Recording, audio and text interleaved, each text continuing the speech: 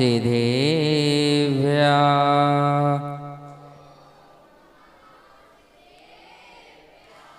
ओम नमः सिद्धेभ्या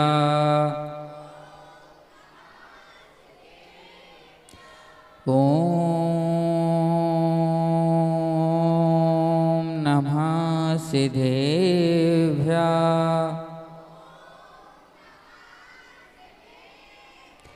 नमो अरिहन्ताणं नमो सिद्धाणं नमो आयर्याणं नमो अच्छायाणं नमो लोहे सविसाहुणं भवसागर में भटक रहा था गुरुवर ने ही राह दिया कुंभिकार की भांति हमको साधक का आधार दिया समय सारी का सारे बताकर हम सभी का उद्धार किया नमन हमारा विशुद्ध गुरु को जिनने यह उपकार किया। बोलिए चिंतामणि पार्श्वनाथ भगवान की, बोलिए चर्या शिरोमणि 108 विशुद्ध सागर जी महाराज की, बोलिए इटावा नगर गौरव 108 प्रमुख सागर जी महाराज की, परविराज परिभूषण की, उत्तम संयम धर्म की। ओम।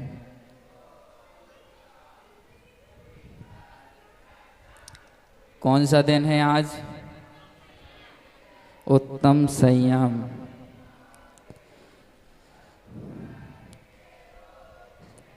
धर्म देशना में आचार्य प्रवर विशुद्ध सागर जी द्वारा रचित राजा श्रेणिक तीर्थंकर महावीर स्वामी के समूह शरण में 60,000 प्रश्न करता है और 60,000 प्रश्नों में बीच में एक प्रश्न रखता है कि हे वर्धमान धन्ना ते भगवंता, धन्य है वे भगवंत, मेरे देखते देखते इस सभा में कई मुनिराज बन गए, कई श्रावक बन गए, छोटे छोटे बालक मुनि बन गए, पर मेरे भाव संयम क्यों नहीं बन रहे। इतना श्रुत सुना, इतना आगम जाना, परंतु पहचानने की इच्छा क्यों नहीं हो रही। तभी वर्धमान स्वामी कहते हैं, हे श्रेणिक बात गहरी है, संयम लेना तो बहुत दूर है। जिनके संयमी के पास जाने के भाव नहीं होते, समझ लेना कि घोर मिथ्यात्व का उदय है।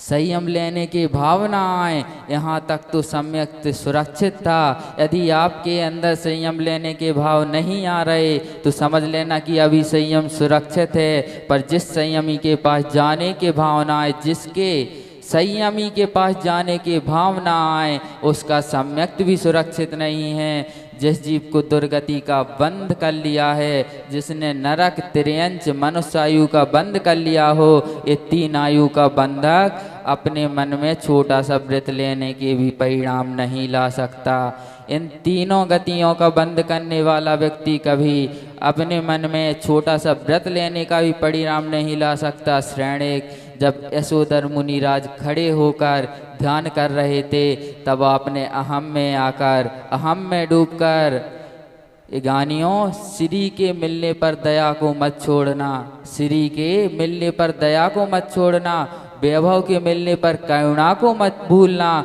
होता यही है कि जब जीव को अधिकार मिल जाए, वैभव मिल जाए, तो दूसरे का क्षण वो दया करुणा सब भूल जाता है। यदि व्यक्ति को वैभव मिल गया, सब कुछ मिल गया, तो उस पर अगर किसी ने दया करुणा कुछ भी की है तो वो पल मात्र में भूल जाएगा। धर्म देशना में आचार्य भगवान कर रहे हैं, काज परे कछु और है, काल करे कछु और, रहीमन भवरी के बहे नदी श्रावत मोर। याद नहीं है क्या आप लोगों को, जब किसी का गौना कराने जाते ना, जब शादी होती, गौना कराने जाते हैं, जब शादी करने गए तब मोर तुम्हारे सिर पर था, सहरा लगाते ना, मोर तुम्हारे सिर पर था, और जब शादी होकर आ गए तो तूने मोर को नदी में बहा दिया, नदी में सिरा दिया। यही संसार की दशा है।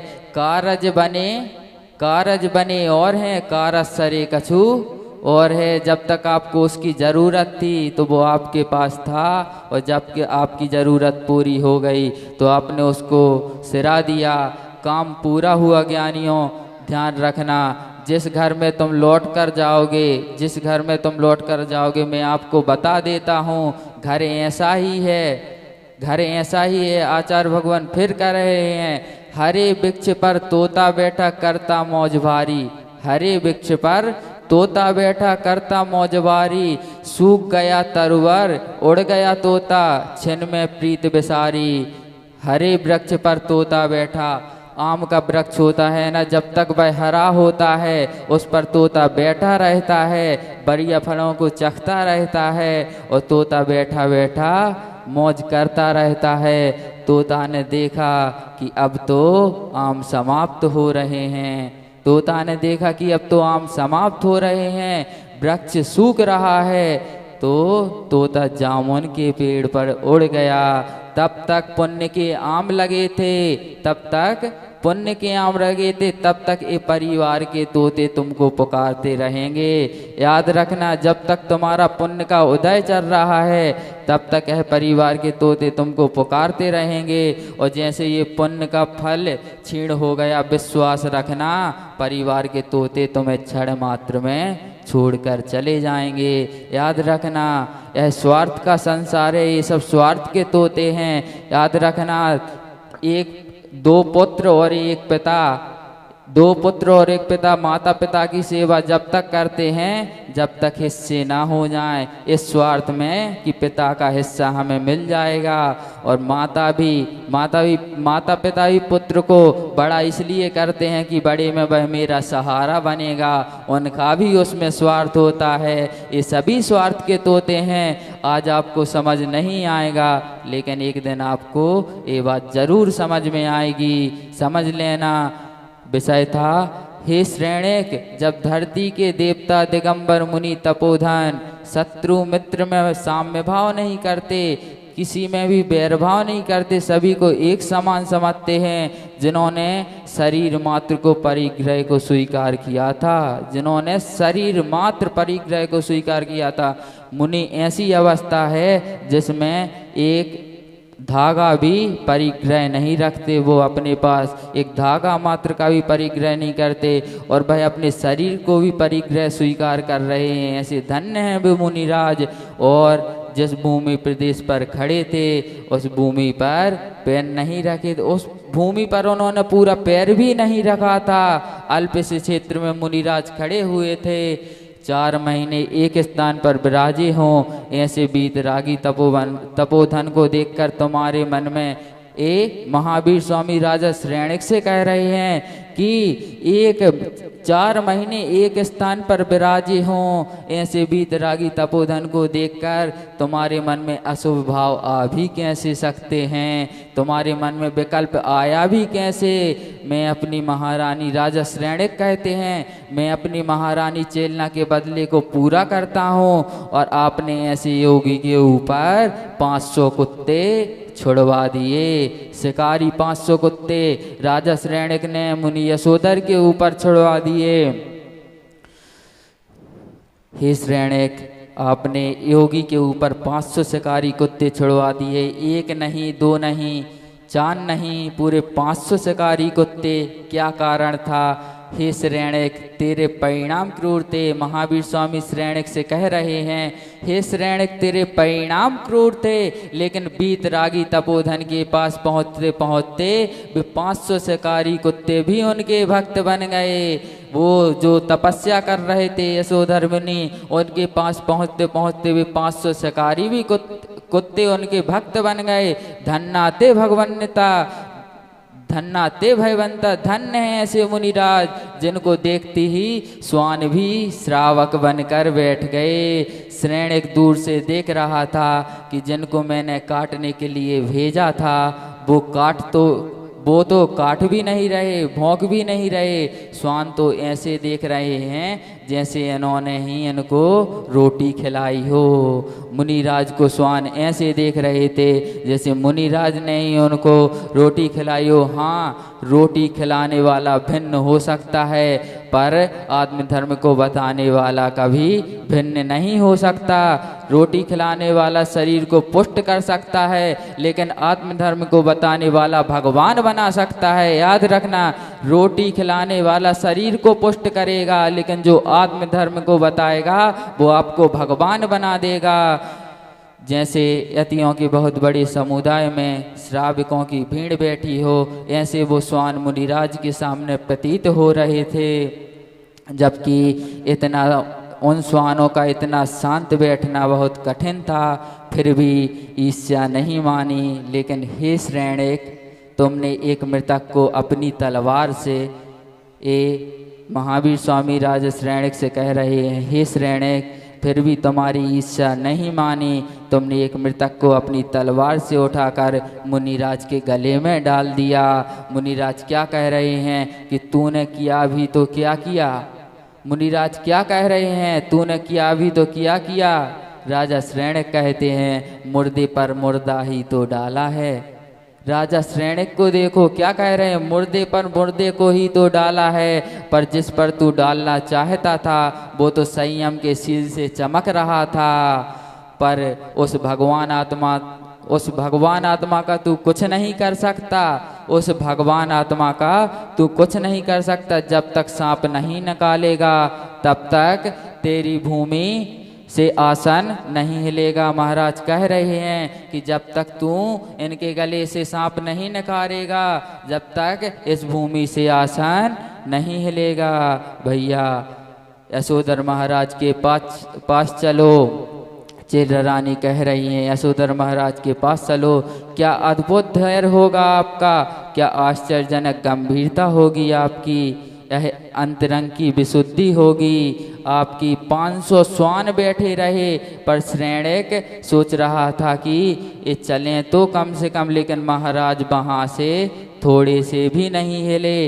राजा श्रेणिक सोच रहा था कि मैंने 500 शिकारी कुत्ते भेज दिए तो महाराज इनको देखकर थोड़े तो चलें, लेकिन दिगंबर मुनि यदि साधना में बैठे हैं तो बिल्कुल भी टस से मस नहीं होते। 500 शिकारी कुत्ते महाराज को एकटक निकाल रहे थे। भैया, भाव स्वान का हो, परंतु भाव इंसान के जैसे भी हो सकते हैं। याद रखना, आचार्य भगवान कह रहे हैं, स्वापी देवोपी देव स्वा जायते धर्म किलविषात। धर्म के प्रभाव से स्वान भी देव बनते देखे गए हैं, और पाप के प्रभाव से देव भी स्वान बनते देखे गए हैं। मत देखना किसी को, मत निहारना किसी को, पर को देखने का समय समाप्त हो चुका है। श्रेणिक तो अपना काम करके आ गया था। श्रेणिक अपना काम करके आ गया था। जब महारानी चेलना को पता चला कि वह मुनिधर यशोधर सागर के गले में सांप डाल के आया है, धर्मात्मा गुरु पर उपसर्ग को देखकर उसके मुँह से आह निकल गई। ऐसी रानी महारानी चेलना की मुँह से आह निकल गई। चेलना कहने लगी, स्वामी, ये आपने अच्छा नहीं किया। जिसके गले में डाला है वो तो तिर जाएंगे, लेकिन आप उतर जाएंगे। रानी चेलना श्रेणिक से कह रही हैं कि जिसके गले में आपने सांप डाला है वो तो तिर जाएंगे, लेकिन आप उतर जाओगे। आप मेरे स्वामी हो, इसलिए मैं धैर्य पूर्वक आपसे कह रही हूँ कि मेरे गुरु तो वहीं होंगे, अन्य कहीं नहीं गए होंगे। देख लो, भक्त को अपने गुरु के प्रति इतनी श्रद्धा रहती है कि वो बता सकता है कि यदि वो तपस्या में बैठे हैं, कितना भी उपसर्ग हो जाए, कितना भी कुछ हो जाए, लेकिन वो वहाँ से नहीं हिलेंगे। वो उनके गले में मरा हुआ सांप डाल कर आ गया, लेकिन क्या बोल रही महारानी चिर्रा कि मेरे गुरु तो वहीं होंगे, अन्य कहीं नहीं होंगे। श्रेणिक कहता है, नहीं नहीं, वे तो निकल गए होंगे। नहीं स्वामीन, विश्वास रखो, मेरे गुरु वहीं होंगे। सुमेरु हिल सकता है, सुमेरु पर्वत हिल सकता है, अग्नि शीतल हो जाएगी, अग्नि शीतल हो जाएगी, पर मेरे गुरु स्थान छोड़कर नहीं जाएंगे। चेलना राजा श्रेणिक से कहती है, चेलना कहती है, चांद टले सूरज टले, टले विश्व व्यापार, पर मेरे गुरुदेव का टले न ध्यान विचार। कुछ भी हो सकता है लेकिन मेरे गुरु का ध्यान नहीं हिल सकता। कारण क्या थे जो चेलना को ये शब्द बोलने पड़ गए? श्रेणिक बीच में बोल पड़े कि मैंने उनके पास 500 कुत्ते भेजे थे, वे गुरुदेव वे मुनिराज मंत्रवादी हैं, उन्होंने उनको भी वहाँ पे कीलित कर कर बिठा लिया। पर ऐसा नहीं था, उन मुनिराज की तो इतनी शक्ति ही थी, वो संयमी मुनिराज थे। रानी चेलना कहती है, नहीं स्वामिन, उन्होंने कीलित नहीं किए, उन्होंने बद्ध नहीं, कीलित अर्थात बद्ध मतलब कील ठोक देना या बद्ध कर लेना। रानी चेलना कहती उन्होंने कीलित नहीं किए। जब स्वर्ग का देव आकर के संयमी के चरणों में, याद रखना, जब स्वर्ग का देव आकर के संयमी के चरणों में झुक जाता है तो वे तो स्वान थे, वे भी श्रावक बनकर बैठ गए। ये तो संयम का प्रभाव था, ये तो संयम का प्रभाव था। उनने कीलित नहीं किए। जो अपने मन को कीलित कर लेता है उसके चरणों में सारी दुनिया कीलित हो जाती है। जो अपने मन को बस में कर लेता है उसके बस में सारी दुनिया हो जाती है। जिसका मन कीलित नहीं है वे कीले ठोक कर भी किसी को बैठा ले, कीले ठोक कर भी किसी को बैठा ले, तब भी श्रद्धा उसके अंदर नहीं बैठ सकती। किसी के शरीर में कीले चबाकर पास बैठा लेना ये बहुत बड़ी बात है। किसी के बात में किसी को अपने पास में कीले ठोक कर बैठा लेना, इसमें कोई बड़ी बात नहीं है। आप जबरदस्ती किसी को भी बैठा लोगे कि चलो मेरे साथ प्रवचन सुनो, किसी को भी बैठा लोगे, परंतु श्रद्धा से कीलित कर ले, इसका नाम संयम है। जो श्रद्धा से कीलित कर ले इसका नाम संयम है। रानी चेलना कहती है, हे स्वामिन, अब तो मैं अपने मुँह में पानी जब ही रखूँगी जब मैं अपने गुरु के दर्शन कर लूँगी। पर जिसके सत्यभान नहीं, भूतात दृष्टि का ज्ञान नहीं, राजा श्रेणिक को कुछ भी नहीं था, ना भूतात दृष्टि का ज्ञान ना कुछ, तो उसके लिए इनके शब्द से क्या फर्क पड़ने वाला था। श्रेणिक कहता है कि मैं सुबह चलूँगा। स्वामिन, रानी चेलना कह देती हैं, स्वामिन अवश्य चलना, अवश्य चलना। मालूम होना चाहिए कि मेरे गुरु वहीं होंगे। चंद्रमा भी शर्मा गया, चंद्रमा भी शर्मा गया, उसको सहन नहीं हुआ, तुरंत छिप गया। और सुबह सूर्य उदित हुआ और सूर्य ने श्रेणिक के पहुँचने से पहले मुनिराज के चरणों में नमस्कार कर लिया, मुनिराज के चरणों में सर टेक दिया। मृतक सर्प था, सर्प के कारण शरीर पर चींटियां चढ़ रही थी। सर्प को तो चींटियां काट ही रही थी, पर चींटियों ने मुनिराज के शरीर में भी छेद कर दिए थे। धन्ना ते भयवंता, धन्य हैं ऐसे भगवान। चींटियां जिनके अंदर प्रवेश कर चुकी हैं, अंदर के मांस का खंड बाहर लाने लगी हैं। चींटियों ने मांस निकाल लिया, पर चींटियां मुनिराज के धर्म को नहीं निकाल पाई। क्या अद्भुत संयम है! कोई सपनों का नाम संयम नहीं है, कोई सपनों का नाम संयम नहीं है। मुनिराज ने शरीर को हिलाना पसंद ही नहीं किया। ध्यान दो, आचार्य भगवान कह रहे हैं, प्राणींद्रिय इस वसु सुप्रवृत्ति प्रति संयमा। प्राणी इंद्रियों के विषय में अशुभ प्रवृत्ति के त्याग को ही संयम कहा जाता है। प्राणी एवं इंद्रियों के विषय में जो प्राणी हैं, जो इंद्रिय हैं, छठा आवश्यक है, पृथ्वी का एक, जल का एक, वनस्पति का एक, अग्नि का एक, वायु का एक और त्रस का एक, छठा आवश्यक हो गए।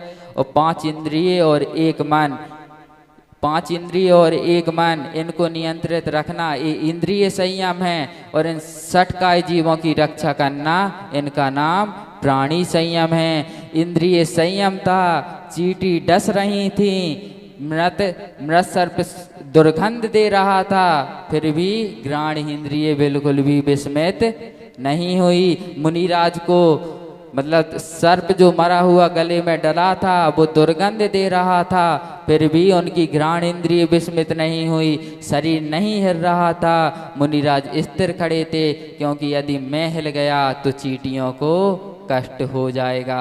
मुनिराज के मन को देखो, कितना संयम भाव है। चींटी अंदर से मांस के खंड खंड बाहर आ रही हैं, फिर भी मुनिराज हिल नहीं रहे। जीव दया थी कि चींटियों को कहीं कष्ट ना हो जाए। भैया सुनो, स्वयं का शरीर कट रहा है, लेकिन चींटियों को कष्ट ना हो जाए। अपने कष्टों को ना निहारते हुए चींटियों के कष्ट को देखें, इसका नाम संयमी है। अपने कष्ट को ना निहार कर चींटियों के कष्ट को देख रहे मुनिराज, इसका नाम संयमी है। अपने शौक के पीछे हाथी को भी कटवा कर बिकवा दे, उसका नाम ज्ञानी नहीं है। हे प्रसादन साधन इस शरीर की सुंदरता, ये काले कलूटे चेहरे, ये काले कलूटे चेहरे क्या कभी आपके पाउडरों से सफ़ेद होंगे? आज लगा लोगे सुबह तो शाम तक तो सफ़ेद रहेंगे। ये काले कलूटे चेहरे क्या आपके पाउडरों से सफ़ेद होंगे? क्या क्रीम से सफ़ेद होंगे? दुनिया की सामग्री से सफ़ेद होंगे? बताओ होंगे क्या? ये जो पर्याय तो ध्रुव सत्य है, जो सत्य संयम की सफेदी तेरी आत्मा में थी वो धूमिल अवश्य हो जाएगी।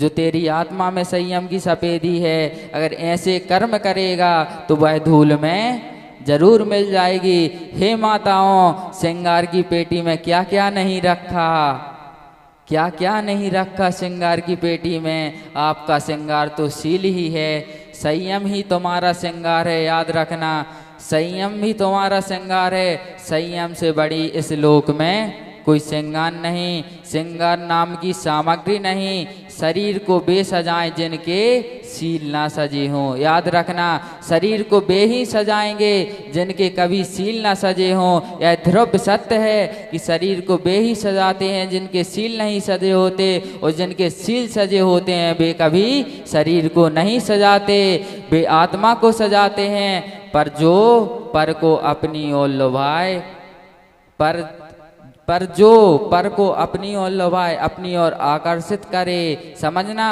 पर जो पर को अपनी ओर लुभाए और आकर्षित करे, उनका शील कहाँ से सजा हुआ माना जाएगा।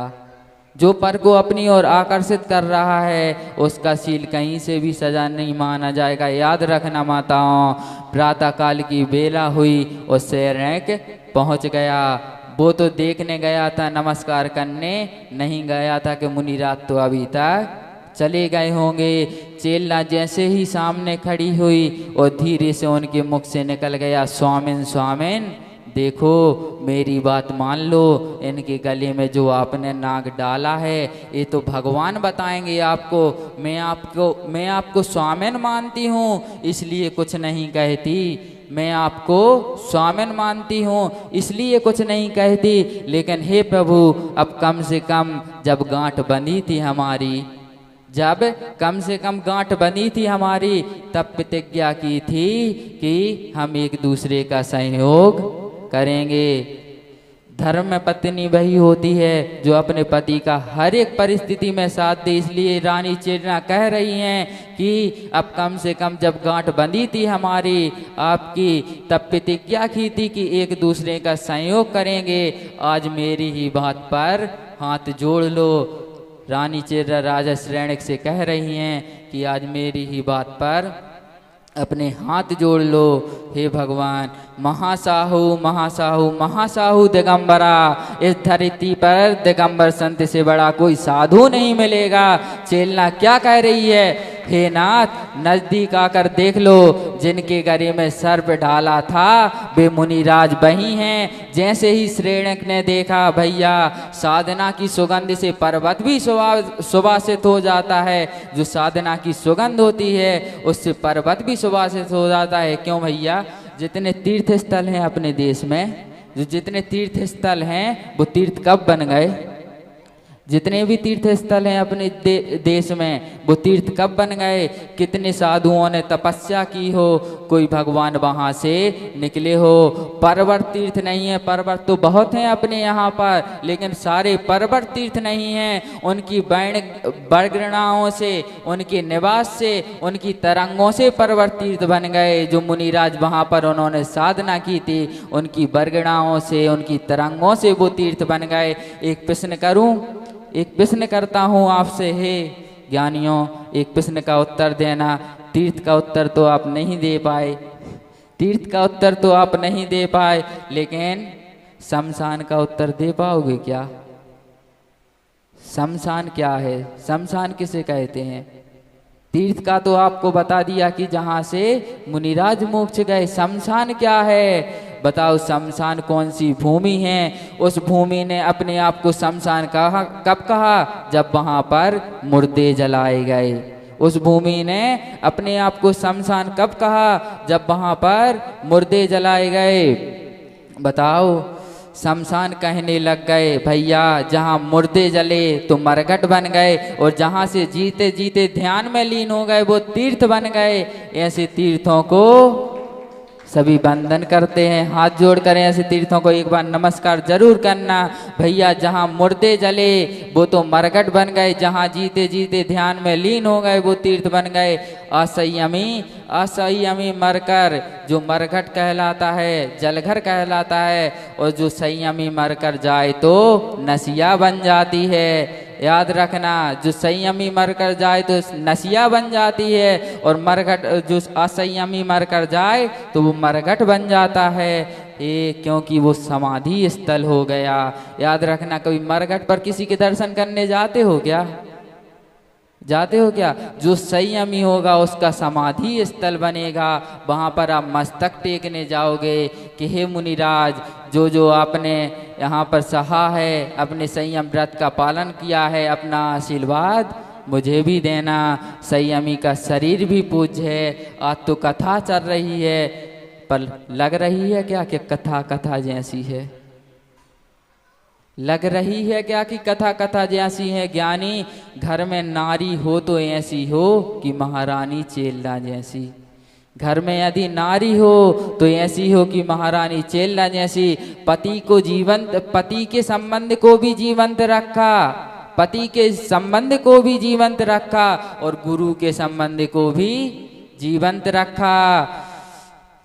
परंतु पति को शिक्षा दिए बिना नहीं छोड़ी। वो अपने साथ पति को ले गई थी, मुनिराज को नमस्कार भी करवाया, भले ही नाग उसने नकारा, लेकिन उसने पति को शिक्षा दिए बिना नहीं छोड़ा। हे नाथ, दूर से देखो तो वही है ना। भैया, किसी को सिर पकड़कर कभी मत झुकाना। उसने उनको भी सिर पकड़कर नहीं झुकाया। जब श्रेणिक ने देख लिया कि जैन दिगंबर की तपस्या क्या होती है, संयम क्या होती है, तभी उसने मस्तक झुकाया। और कभी किसी को जबरदस्ती पकड़कर सिर मत झुकाना, कभी मत झुकाना। इतना ध्यान रखना कि संयम को झुकने मत देना, तो सारी दुनिया तुम्हारे चरणों में झुकेगी। और तुम संयम को मत झुकने देना। जब भी तुम परमात्मा के चरणों में आया करो तो कुछ भी मत मांगना। जब भी तुम परमात्मा के चरणों में आया करो तो कुछ भी मत मांगना। यदि मांगने की आदत है तो इतना मांग लेना कि मेरे दुखों का क्षय हो। हे जिनेंद्र देव, मेरे दुखों का क्षय हो। तब भगवान आपसे यही कहेंगे कि बेटा, पहले अपने कर्मों का क्षय कर लो तो तुम्हारे दुखों का क्षय अपने आप हो जाएगा। कर्मों का क्षय कैसे होगा? भगवान कह रहे, कर्मों का क्षय कैसे होगा? वो ही लाहो, अर्थात जब समाधि होगी, संयम को धारण करोगे तब समाधि होगी और रत्नात्रय की प्राप्ति होगी। यही कथा थी राजा श्रेणिक और रानी चेलना की, जो संयम धर्म का पालन करना सिखाती है। ओम नमः सिद्धेभ्यः। आत्मं स्वभावं परिभाव विभिन्नम। आत्मा का स्वभाव परभावों से अत्यंत भिन्न है। बोलो भगवान महावीर स्वामी की जय।